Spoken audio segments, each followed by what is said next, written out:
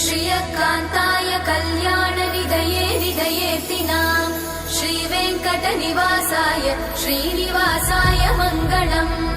लक्ष्मी सविभ्रमालोक सुभ्रूविभ्रमचक्षुषे चक्षुषे सर्वलोकानां वेङ्कटेशाय मङ्गलम्। श्रीवेङ्कटाद्रिशृङ्गाग्रमङ्गलाभरणाङ्ग्रये मङ्गलानां निवासाय श्रीनिवासाय मङ्गलम्।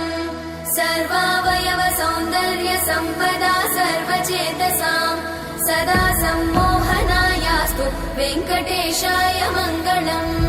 नित्याय निरवध्याय सत्यानन्दचिदात्मने सर्वान्तरात्मने श्रीमद् वेङ्कटेशाय मङ्गलम्।